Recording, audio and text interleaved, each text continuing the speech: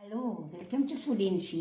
ഞാനിത് ഇവിടെ കുറച്ച് ബീഫ് എടുത്ത് വെച്ചിട്ടുണ്ട്. ഇത് 1 കിലോ ബീഫിൻ്റെ നമുക്ക് ചുക്ക ഉണ്ടാക്കിയെടുക്കാൻ വേണ്ടിയിട്ടാണ്. ബീഫ് ചുക്ക അതെങ്ങനെയാണ് നോക്കാം നമുക്ക്.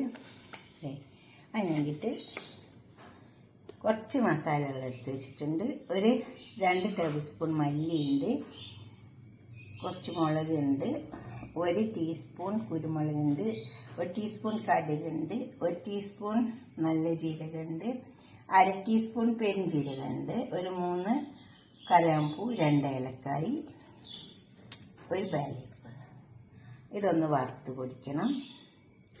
ഈ ബീഫ് നമുക്കൊന്ന് കുക്കറിലിട്ട് വേപ്പിച്ചെടുക്കാം. മഞ്ഞളിൻ്റെ പൊടി, മുളകിൻ്റെ പൊടി ഒക്കെ 1 ടീസ്പൂൺ ഇട്ടിട്ടുണ്ട്. ഉപ്പ് ആവശ്യം പോലെ ഇട്ട് കൊടുത്താൽ മതി. ഉപ്പ് അപ്പോഴും നോക്കിയിട്ടേ ഇടാവുള്ളൂ. ഇത് നമുക്കൊന്ന് കുഴച്ച് കൊടുക്കാം. എന്നിട്ട് നമുക്ക് ഇതങ്ങ് അടുപ്പത്തേക്ക് വെക്കാം.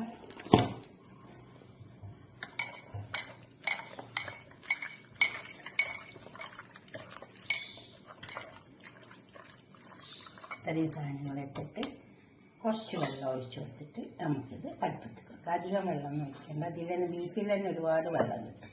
ഇതൊക്കെ വറുത്തെടുക്കാം.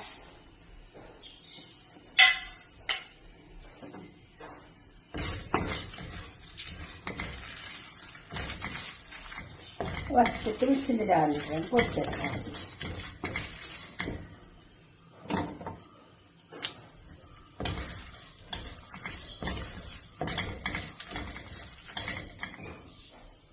പാത്രത്തിൽ കുറച്ച് ഓയിൽ ഒഴിച്ചിട്ടുണ്ട്. അതൊന്ന് ചൂടായി വന്നിട്ടുണ്ട്. അതിലേക്ക് നമുക്ക് കുറച്ച് സവാള ഇട്ട് കൊടുക്കാം. പൊരിക്കാൻ വേണ്ടിയിട്ട് 2 സവാളയുണ്ട്.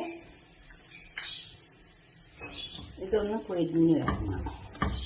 നല്ലൊരു ബ്രൗൺ കളറാകുമ്പോൾ നമുക്ക് മാറ്റി കൊടുക്കാം. കടയിൽ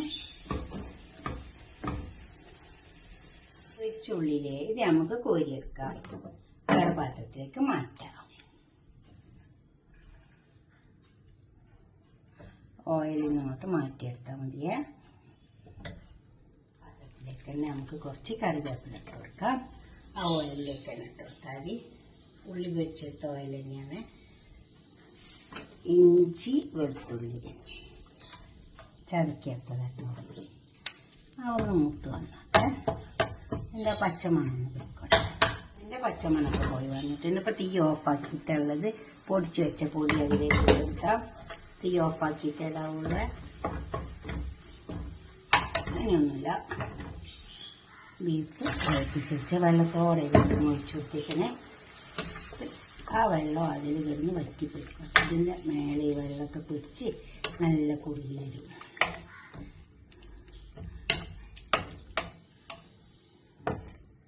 കുറച്ച് പച്ചമുളക് ഇട്ട് കൊടുക്കാം.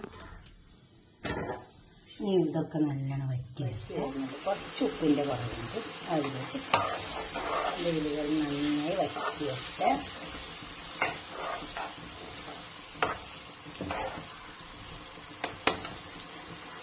ഇതിലേക്ക് കുറച്ച് ചെറുനാരങ്ങ പൊടിച്ച് വെക്കാം. നല്ലോണം വറ്റി വന്നിട്ടാണ് കേട്ടോ.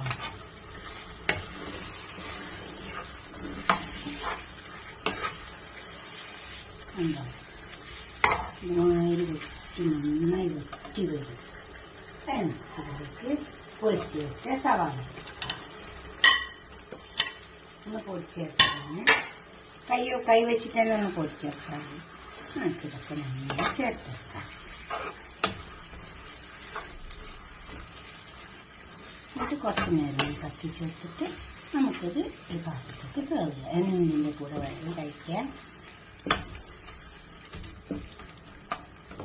കുറച്ച് നേരം കൂടി ഒന്ന് അടുപ്പത്ത് കിടന്നിട്ട് തയ്യാറായി വന്നിട്ടുണ്ട്.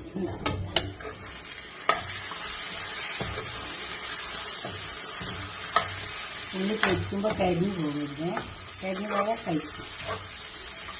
ഒരു മസാല വറുക്കുമ്പോഴും കരിഞ്ഞു പോകരുത്. നല്ല അടിപൊളിയാണ്. നല്ല ടേസ്റ്റ് ഉണ്ട് കേട്ടോ. നമുക്കൊരു പാത്രത്തിലേക്ക് മാറ്റാം. ചുക്കാട് വെച്ചിട്ടുണ്ട്. ഇതൊക്കെ ഒന്ന് ഉണ്ടാക്കി നോക്കിയാൽ നല്ല ടേസ്റ്റ് ഉണ്ടാവും കേട്ടോ. ഇതുപോലൊക്കെ ഒന്ന് ഉണ്ടാക്കി നോക്കുക. എന്നിട്ട് നിങ്ങൾ ലൈക്ക് ചെയ്യണം. ഇഷ്ടപ്പെടും ഒക്കെ ലൈക്ക് ചെയ്താൽ മതി. ഉണ്ടാക്കി നോക്കിയിട്ട് ഇപ്പോൾ തന്നെ ഷെയർ ചെയ്യുക. സബ്സ്ക്രൈബ് ചെയ്യാത്തവരൊക്കെ ചെയ്യണം. ലൈക്ക് ചെയ്യും വേണം, എന്തായാലും ഇഷ്ടപ്പെടാൻ നോക്കില്ല. എല്ലാം കണക്കിന് ഇട്ട് കൊടുക്കുമ്പോൾ എല്ലാം കണക്ക് പോലെ ഇട്ട് കൊടുക്കണം. എരിവ് കൂടണ്ട, ഉപ്പ് കൂടരുത്, ഒക്കെ നോക്കിയിട്ട് ഇട്ട് കൊടുത്താൽ മതി. ഉപ്പൊക്കെ നമ്മളിട്ടാലും ഒന്നുകൂടെ ഒക്കെ നോക്കിയിട്ട് ഇട്ട് കൊടുക്കാവുള്ളൂ. എന്നിട്ട് നിങ്ങളെ അഭിപ്രായം നിർദ്ദേശമൊക്കെ ഒന്ന് കമൻറ്റ് ബോക്സിൽ അറിയിക്കുക. നിങ്ങൾ എവിടെ ഇരുന്ന് കാണുമെന്ന് വെച്ചാൽ അവിടെ ഇരുന്ന് കമൻറ്റ് ബോക്സിൽ അറിയിക്കുക. ലൈക്ക് ചെയ്യുക, ഷെയർ ചെയ്യുക, സബ്സ്ക്രൈബ് ചെയ്യാത്തവരൊക്കെ ചെയ്യുക.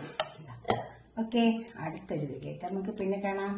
ഒരുപാട് റെസിപ്പി ഉണ്ട്, നിങ്ങൾ കാണണം. തീർച്ചയായിട്ടും ഉണ്ടാക്കി നോക്കി വേണം, കണ്ടാൽ മാത്രം പോരാ, ഉണ്ടാക്കി നോക്കണം.